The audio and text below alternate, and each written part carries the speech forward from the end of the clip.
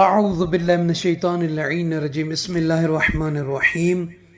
رب اشرح لی صدری ویسر لی امری واحلل عقدۃ من لسانی یفقہوا قولی اللہم صلی علی محمد وآل محمد۔ صاحبان ایمان مومنین مومنات، ایک ایسا عمل، ایک ایسا وظیفہ جو آقا دو جہاں ختمی مرتبت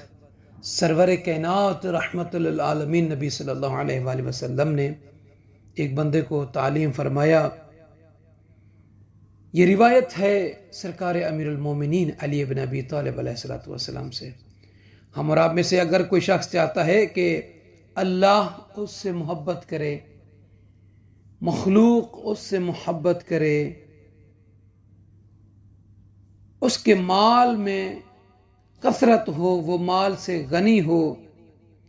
اس کے جسم میں تندرستی ہو، عمر اس کی طولانی ہو، وہ چاہتا ہے کہ قیامت کے دن حسنین شریفین علیہ السلام کے نانا شاہ مدینہ آقا دو جہاں صلی اللہ علیہ وآلہ وسلم کے ساتھ محشور ہو، تو اسے آقا دو جہاں صلی اللہ علیہ وآلہ وسلم کے ان 6 وظیفوں پر عمل کرنا چاہیے۔ 6 وظیفوں کی 6 ہی فضیلتیں ہیں۔ علام الدین نے امیر المومنین علی بن ابی طالب علیہ السلام سے ایک روایت نقل کی ہے۔ وہ فرماتے ہیں کہ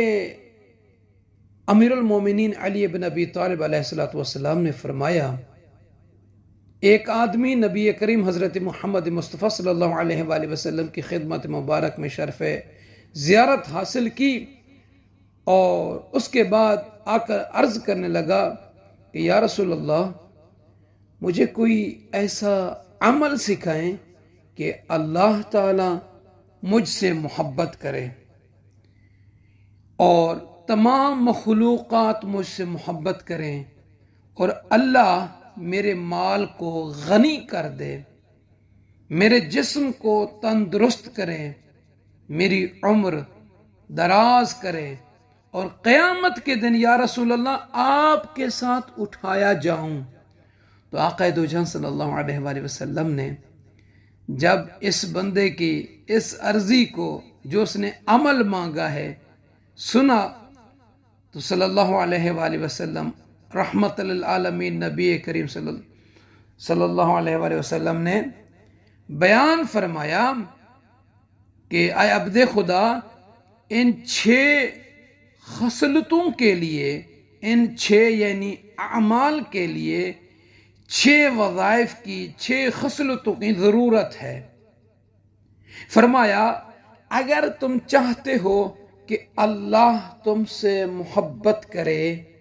تو اللہ سے ڈرو اور پرہیزگاری اختیار کرو، اور فرمایا اگر تم چاہتے ہو کہ مخلوق تم سے محبت کرے تو ان کے ساتھ اچھا سلوک کرو، اور جو کچھ ان کے ہاتھوں میں ہے اسے مسترد کرو، اور فرمایا اگر تم چاہتے ہو کہ اللہ تمہارے پاس جو کچھ ہے اسے غنی کرے تو زکوٰۃ ادا کرو، اور فرمایا اگر تم چاہتے ہو کہ اللہ تمہارے جسم کو تندرست صحیح و سالم رکھے تو صدقہ میں اضافہ کرو، اور فرمایا اگر تم چاہتے ہو کہ اللہ تمہاری عمر دراز کرے تو اپنے رشتہ داروں سے صلہ رحمی کرو،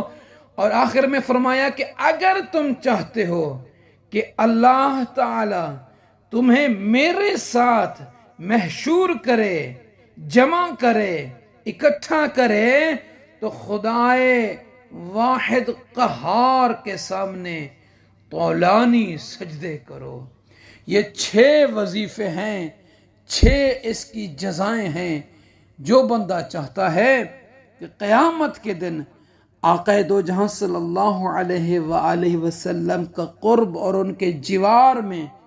اور ان کے ساتھ محشور ہو، ان کے ساتھ رہے، تو اسے چاہیے کہ طولانی سجدے کرے، عبادت کرے۔ آپ سب سے عرض ہے کہ اپنی دعاؤں میں یاد فرمائیں گے۔ جزاک اللہ۔